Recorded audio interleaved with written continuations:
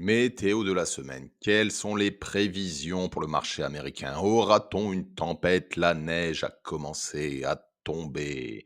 Ce qui nous attend cette semaine, c'est les résultats financiers de deux géants chinois. Je parle de Alibaba et de NIO. Concernant la bourse américaine, cette semaine sera très légère parce que jeudi, ce sera Thanksgiving, donc c'est férié aux États-Unis et on mangera de la dinde. Le sentiment de peur sur le marché est toujours présent. Vous le voyez ici, on était à 17 la semaine passée, on tombe à 11. Donc les investisseurs, les consommateurs sont dans un climat anxiogène. La bourse a continué de chuter la semaine dernière. On a eu un moins 96. Et la volatilité a explosé, hein. La semaine passée, on était autour des 21, on est en train de descendre, on est monté à 27. D'ailleurs, au-dessus de 30, c'est un excellent signal pour acheter lorsque la volatilité est au-dessus de 30. On est en train de baisser.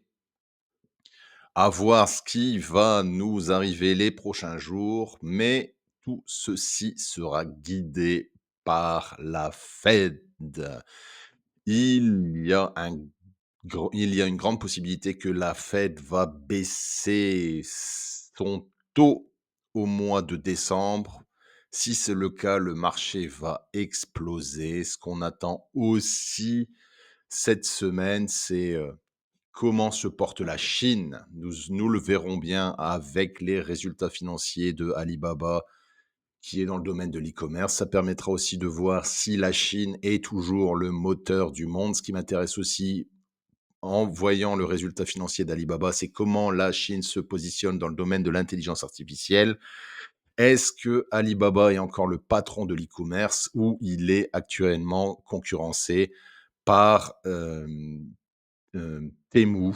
Ce sera intéressant de voir, et Shein, ce sera intéressant de voir, et on verra aussi comment se porte le domaine de l'automobile en Chine avec les résultats de NIO. Voilà, petite semaine tranquille avant de commencer, décembre. Ce qui est très important pour moi, c'est, vous avez vu, YouTube l'algorithme YouTube est un peu en train de détruire la chaîne, donc il est important pour moi, c'est que vous donnez un pouce à cette vidéo, vous regardez les vidéos jusqu'au bout parce que ça a une très grande influence sur, l'algorithme. Vous vous abonnez à la chaîne si vous aimez ce que je fais, mais ce qui est aussi important pour moi, c'est de savoir quels sont vos goûts, quels sont vos intérêts concernant, la chaîne. Je sais que me mes vidéos sur les portefeuilles, marchent très bien, mais pour le reste, est-ce que vous êtes intéressé par la bourse? Est-ce que vous êtes intéressé par le bitcoin, pardon?